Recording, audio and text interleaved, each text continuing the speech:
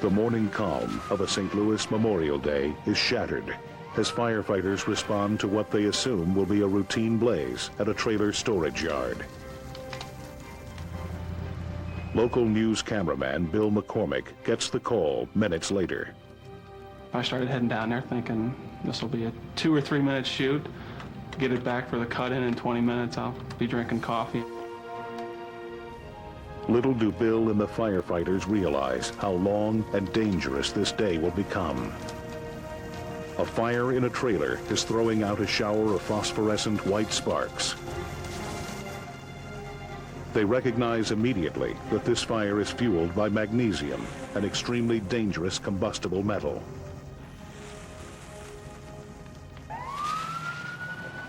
Because magnesium reacts violently with water, firefighters would normally smother it with a dry chemical compound.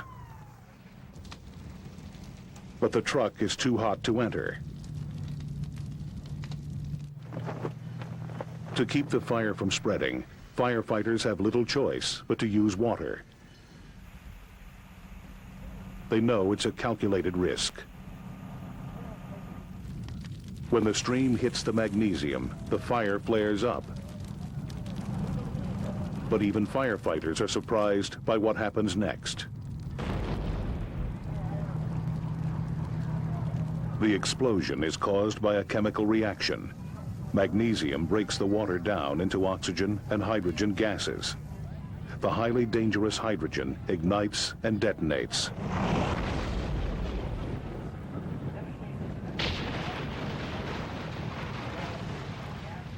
Water also spreads the fire. Pyrotechnic expert Ira Katz demonstrates. When magnesium is burning, it burns steady in one place.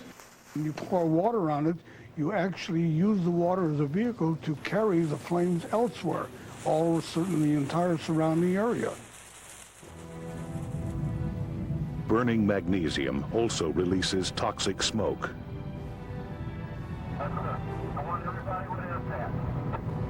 Cameraman Bill McCormick now feels the first tinge of fear. You know, we've shot in smoke before and they've never moved us out, but there was one captain who was just screamed, you know, get out of the smoke. Despite firefighters' efforts, the flames, fed by the explosions, are spreading.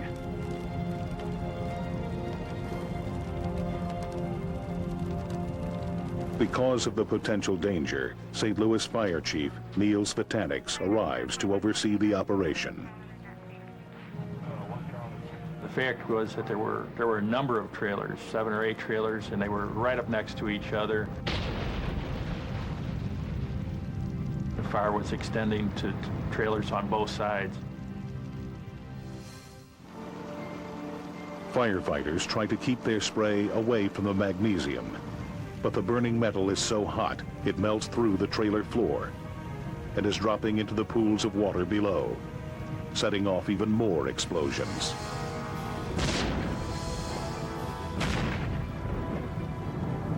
Chief Svitanix is worried. If he turns off the water, the explosions will stop. But without water, the fire will grow unabated, and an entire street could go up in smoke.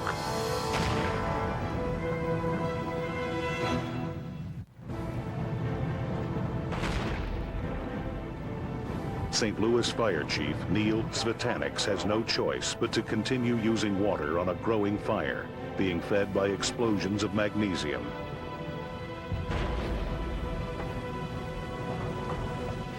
Now, he will try to use enough to drown the magnesium fire in a massive wash.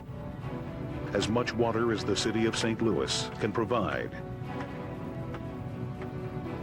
If it doesn't work, more and larger explosions are sure to follow as the magnesium reacts to the water. The chief orders the evacuation of the neighborhood. Yeah, make sure all the houses are evacuated on Prescott and on Clarence. 13 elevated master water streams are set up. At Svitanix's signal, they flood the scene with more than 10,000 gallons per minute. But the magnesium fire is not extinguished.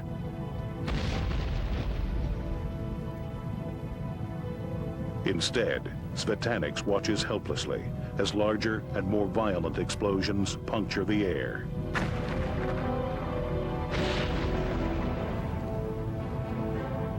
The explosions were brilliant flashes, tremendous fireballs, 100, 200 feet in diameter. News cameraman Bill McCormick records the mayhem. The explosions that scared you were the ones that you didn't expect.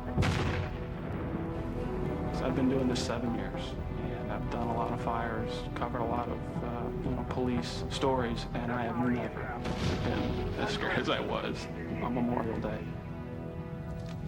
We've had a major explosion, and we're getting more water on it, and with the defensive stance. Svetanix knows things may get even worse before this is over. Out of fear for their lives, he orders his firefighters to take cover. Move everybody back. They leave the master streams running by themselves. Moments later, it was just the largest explosion any of us had ever seen. I swear I could feel the heat, on my face, and I swear I could feel the shock, hit your body. burning debris rains down over several square blocks. Suddenly, another massive blast erupts. It is the last dying gasp of magnesium. Once the explosions have stopped, the fire is easy to control.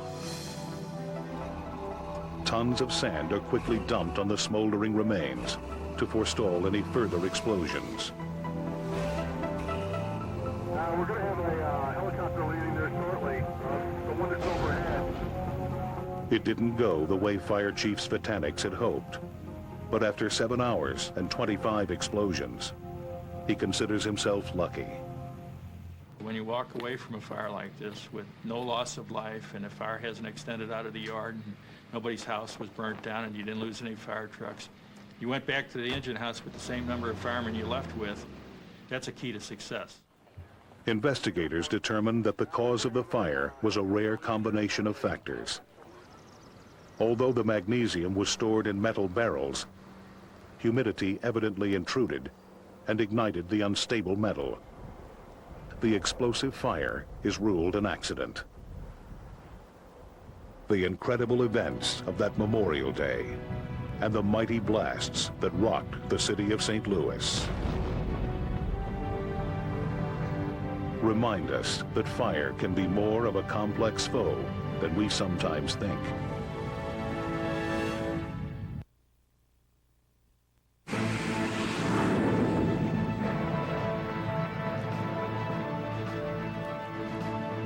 It's the toughest challenge a pilot can face. Flying a jet fighter like this F-14 Tomcat from an aircraft carrier in the open sea requires nerves of steel. But landing safely on the floating runway is by far the most difficult maneuver. As the pilot makes the final approach, the aircraft is descending from the sky at a speed of 160 miles per hour. The landing area on the moving ship is just 100 yards wide and under 200 yards long. You're trying to put that airplane in a very specific spot of the moving target. Retired Navy Commander Michael Whitty flew F-14s from U.S. aircraft carriers for 13 years. It's hard to describe the experience. It's one that requires a total concentration of all your efforts.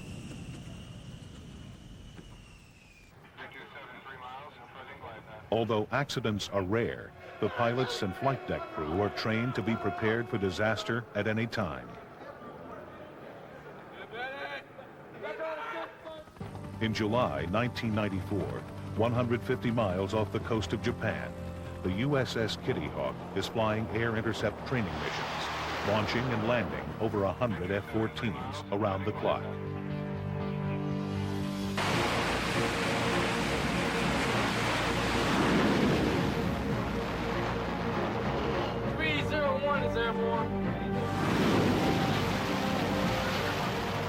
Just after 10 p.m., On a moonless, windy night, Lieutenant Arnold and co-pilot Lieutenant Commander Jennings take off on a routine night flight.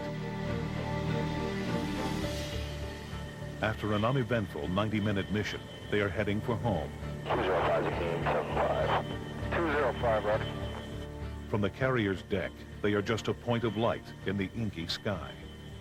But as the jet bears down on the Kitty Hawk, 5-foot waves are rocking the giant carrier. Just 12 seconds out, the landing signal officer gives instructions for the pilot to maintain his rate of descent. Deck's coming down, hold what you got. You're on glide slope, hold what you got. At the last minute, the landing signal officer realizes the jet is losing height rapidly. He instructs the pilot to boost power. Just a little low, little power. Deck's coming down. But it's too late. Little power, power, power, power, power. The F-14 is ripped in half on impact. The pilots can be seen ejecting before the burning wreckage slides into the sea. The crash and salvage crews race to put out the burning plane. Co-pilot Jennings parachutes safely onto the deck, but the gusting wind blows pilot Arnold into the middle of the blaze. Get him out of there! Get him out of the fire! It's a horrifying moment for young seamen like Alan Wyman. One of the pilots landed right in front of me on fire, so we had to get him put out. It was just hell. Fire everywhere, burning debris flying. Instantly, hours of emergency training kick in. I didn't have to think to react. I reacted knowing what to do automatically. The fire crew douses the wreckage with foam. Within just 2 minutes, the blaze is defeated and the 2 pilots are rescued.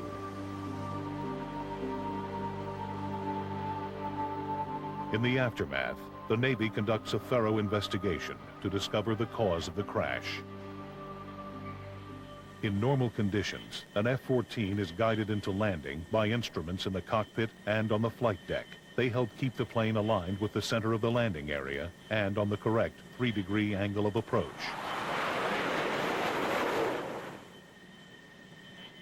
But in dark, choppy conditions, like those that the Kitty Hawk faced that night, the challenge is more complex. The deck could actually be pitching up and down and shifting left and right. At night, you don't have any peripheral cues, they're just gone. The flight deck crew, led by the landing signal officer, can choose to guide the aircraft in verbally, ordering the pilot to ignore his instrument readings.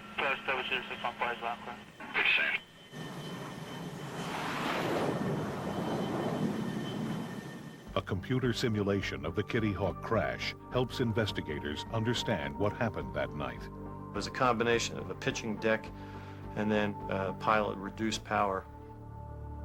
Within just a few short seconds, the airplane hit the back end of the ship. The pilots and flight deck crew tell Navy investigators that the carrier dipped in the heavy seas just before landing. The sight of the deck falling away from him prompted a reflex power reduction by pilot Arnold, who has made few night landings. The landing signal officer's desperate cries to increase power were too late for the pilot to react before the deck rose again. The Navy report rules that no disciplinary action is necessary against either pilot. Both return to duty after treatment for minor injuries. However, the report does recommend a review of rough sea landings to reduce the risk of such accidents happening again.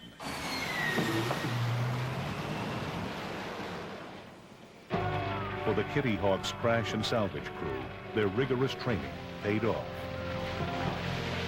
But the reality of a real-life emergency is still sinking in. Nothing could ever prepare you for that. It's terrible. In all, 14 of the flight deck crew are awarded medals for their heroic efforts.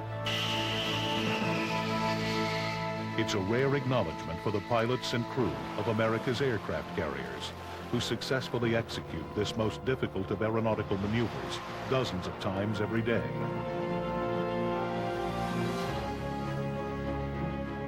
It's a maneuver that, even in an age of technology, still depends on strong nerves and a pilot's instinct for survival.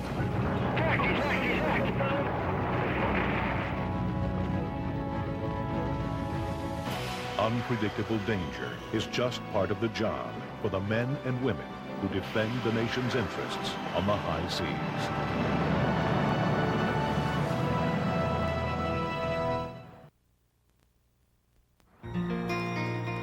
La Coruna is one of Spain's busiest ports.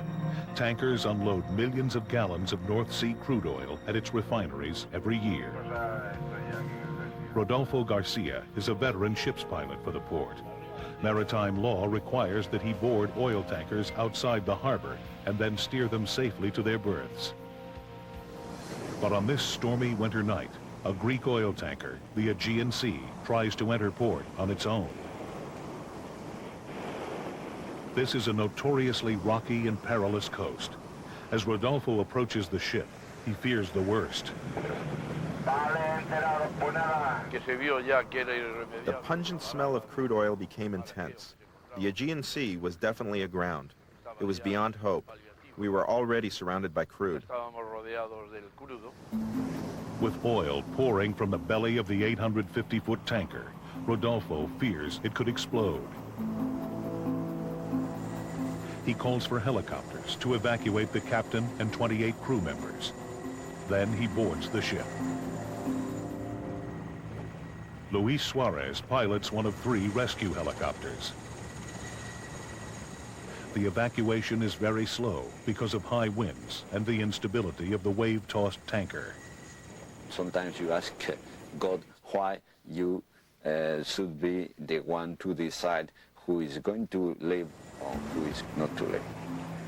At dawn, Rodolfo and more than a dozen crew members still wait to be rescued. In the air, Luis fears the tanker may explode. A crack is a crack. It's very bad on any ship, but even worse, if it is tanker, just a clay between steel and steel is going to make a spark, and that makes an explosion. So what you feel is that you are flying on top of a bomb. The situation grows more dangerous for the crew every moment. But if they jump overboard, they could easily drown or be smashed against the rocks. Rodolfo worries about how much longer the ship can stay together. It was already quite visible that the ship could break at any time. The captain and I were at the front of the bridge watching. Luis is lifting one of the crewmen to safety when his worst fears are realized. The oil ignites. Within seconds, the tanker is an inferno. A powerful updraft rocks the helicopter.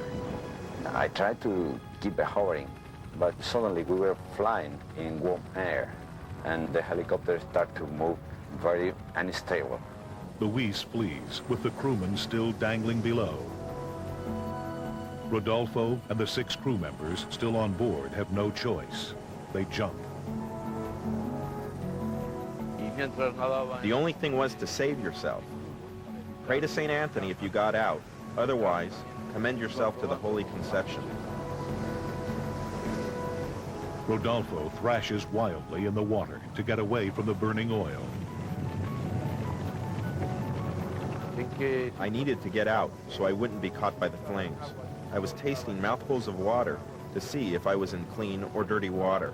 If I was in dirty water with the crude, I would swim.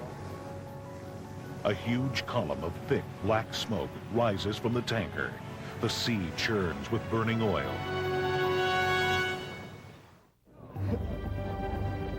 Millions of gallons of crude oil spill from the grounded tanker, Aegean Sea. Despite the danger, a chopper plucks the harbor pilot Rodolfo and the captain from the fiery seas. In the city of La Coruna, hundreds of people are evacuated. Manuel Centaya is one of thousands of people forced from their homes. There was chaos. The people were escaping, getting away any way that they could. The raging inferno, spreading well beyond the tanker, now threatens La Coruna itself. Officials worry that the wind could sweep the fire onto land. All the bay of La Coruña, which is 11 or 14 miles, was smoke and fire. It was a ball of fire. The sea was all fire. As night falls and firemen keep a vigil on shore, the area is cordoned off for safety. On the second day, the Aegean Sea breaks in two. But the fires still burn aboard the ship, and officials worry that nearly 10,000 tons of oil still inside could also explode. But the fires on board eventually burn out with no further explosions. The environmental damage is growing as oil continues to leak from the tanker. Authorities look for an opportunity to pump the remaining oil into another tanker, but the stormy weather makes this impossible. Within 2 days, a viscous oil slick covers 19 square miles. Fishing comes to a halt, threatening the livelihood of 800 families. Oil more than an inch thick clings to coastal rocks. More than 21 million gallons of oil have flowed into the ocean, nearly twice that of the Exxon Valdez. It is one of the worst oil spills in history. What I remember most was the expression on our mayor's face. He was completely unnerved. He followed everything day by day, hour to hour, minute to minute, but he was powerless, asking God for a solution.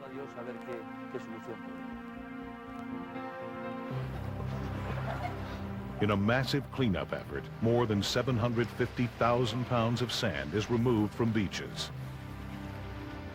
Hoses suck the thick oil from the water's surface, and booms keep the oil from spreading even more. Seabirds that can be rescued are cleaned at local animal hospitals, but countless shellfish die. As the cleanup continues, government officials mount an investigation. In court, testimony reveals that the ship's compass was broken, but the captain failed to notify authorities. Nobody suspected, nor did he indicate that he had any problem aboard.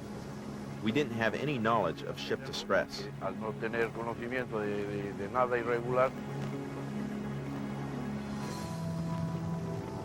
In addition, the captain acted illegally by trying to enter port without a La Coruna pilot.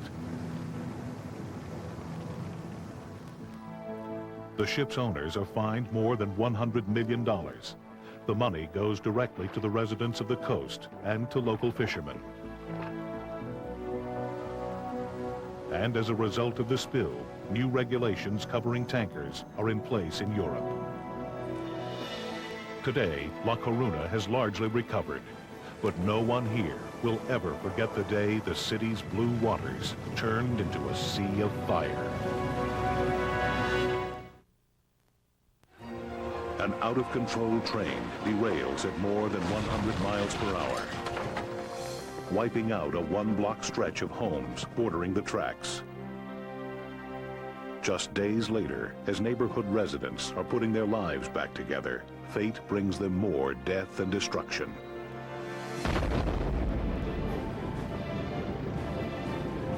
An underground pipeline filled with gasoline erupts in an explosive fireball. It begins on an early morning in the foothills of the San Bernardino Mountains east of Los Angeles, when residents hear the sound of an onrushing train. The 69-car freight train is carrying more than 13.5 million pounds of trona, a sand-like raw material used in fertilizer. It is bound for the port of Los Angeles, 60 miles away. On Duffy Street, 50 feet from the railroad tracks, Walter Greenwood is having his morning coffee when he hears an unusual sound. We hear the trains all the time, but that morning it just sounded different. It was a roar, and then it sounded like a tremor, like an earthquake. As it comes down the steep grade of the Cajon Pass, the train begins to pick up speed at an alarming rate. With its brakes screeching, the train soon reaches more than 100 miles an hour. The engineer radios a mayday, but there's nothing anyone can do. The train hits a curve behind Walter's house and derails. All 69 cars fly off the tracks, plowing into the homes on Duffy Street. Everything started shaking, and then you can hear twisted metal. You can hear crashing of houses and stuff, so naturally we took off and started running. Walter's home is seriously damaged. 10 others are completely decimated.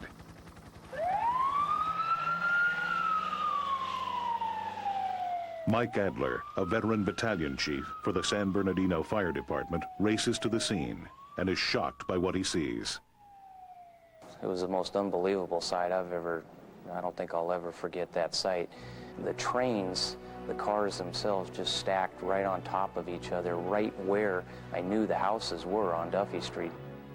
In an instant, an entire block of Duffy Street is virtually destroyed.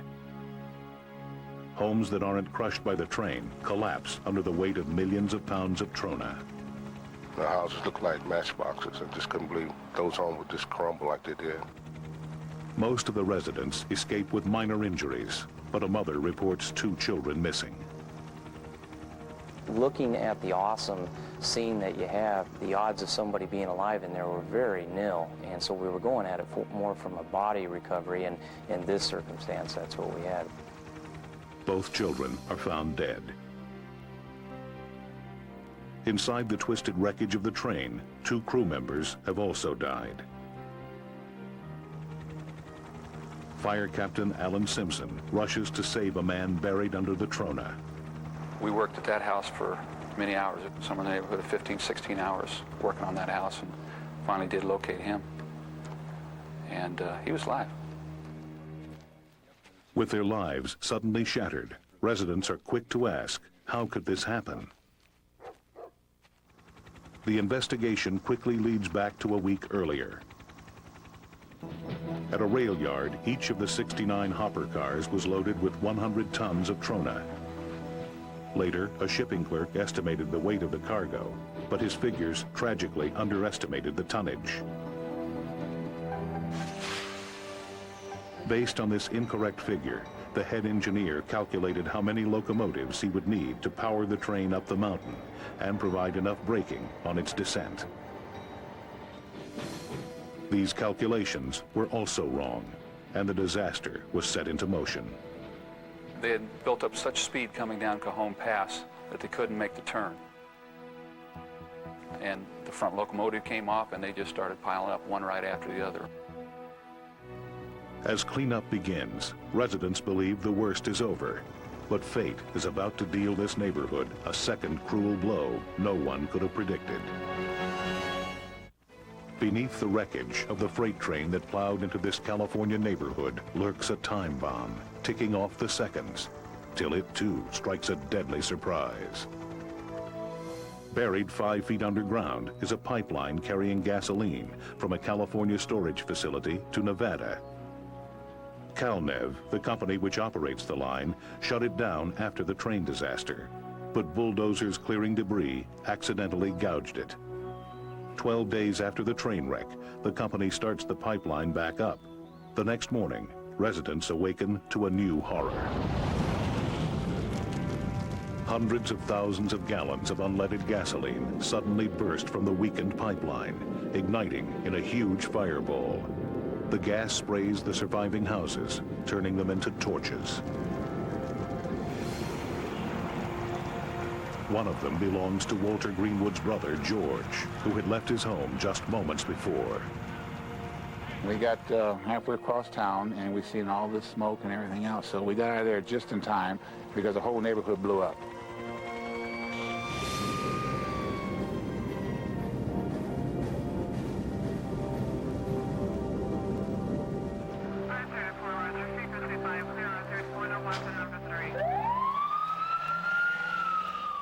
We had several houses starting to catch fire just from the radiant heat from this thing, and once that much gasoline found an ignition source, it took off. Firefighters managed to save some homes, but the inferno burns relentlessly. Even when they finally shut the line down, gravity sends 400,000 gallons of gasoline flooding back down the 16 miles of mountain pipeline, feeding the flames. It takes a full day before the fuel burns down.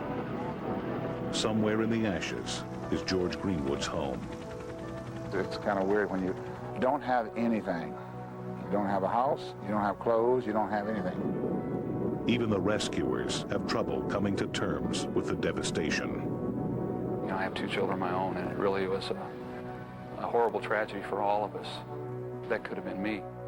It's hard to deal with sometimes. 10 years later, a grassy lot has taken root along Duffy Street, where homes once stood. For Walter Greenwood and his wife, returning here is painful, a reminder of all they once had. It won't be the same where we're at now. It never will be. So it's nice, but it's not home.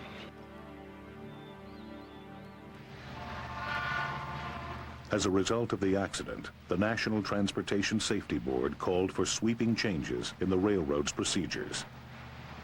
Now, the actual weight of shipments must be certified as accurate or clearly labeled as estimates. The board also urged the federal government to adopt stricter safety rules for gasoline pipelines, making them as stringent as those used for high-pressure natural gas lines. All in all, this double blow wiped part of a neighborhood completely off the map. The fact that 2 disasters could hit the same area in such a short span of time will always cast a shadow over once tranquil Duffy Street.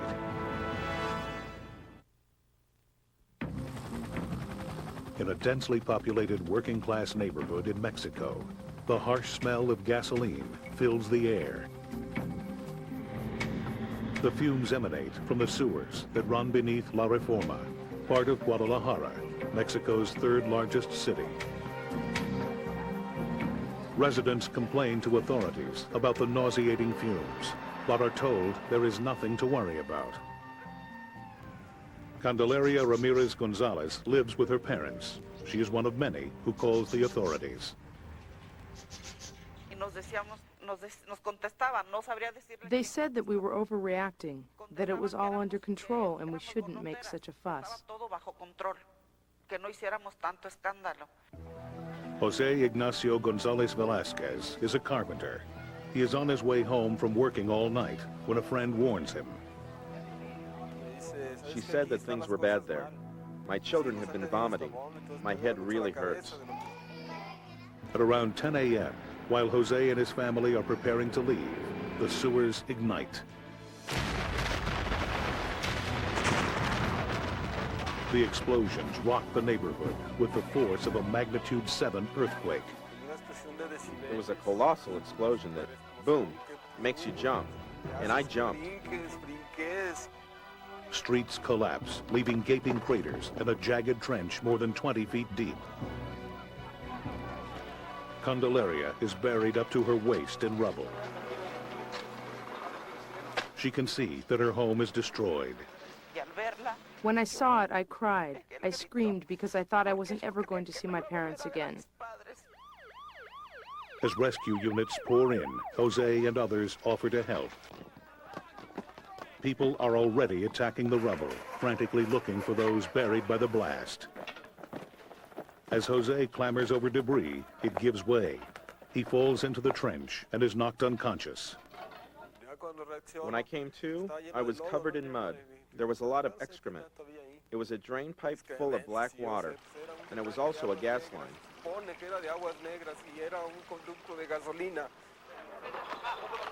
The rescue work is grueling and dirty, but there are many to be saved. A man came up to me and he said, "Don't worry, I'm going to get you out of the rocks." He was the one who saved me.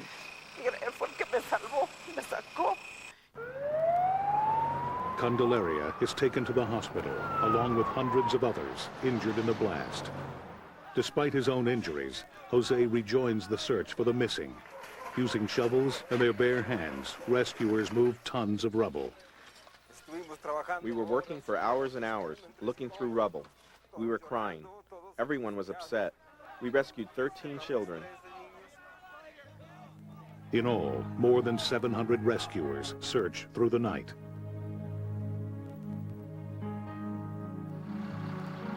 The official death toll is 215.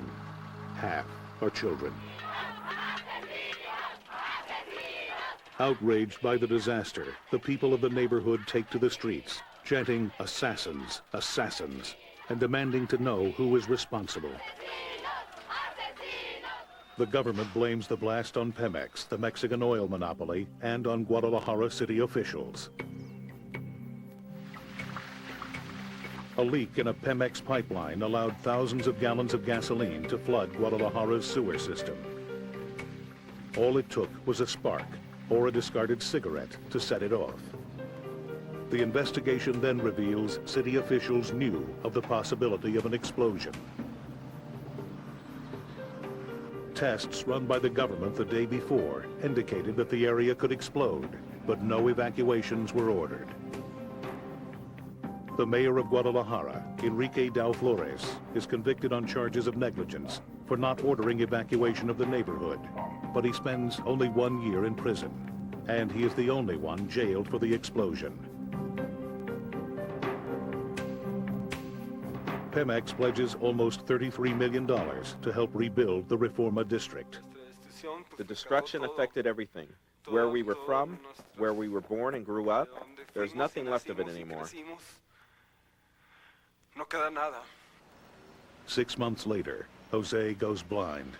He believes it is a result of hitting his head when he fell into the trench. The people of La Reforma have worked hard to bring their neighborhood back from the brink of non-existence. Memorials painted on the walls are a sign of their grief and of their vigilance to join together to ensure that their warnings never again go unheeded, and that nothing like this is ever allowed to happen again.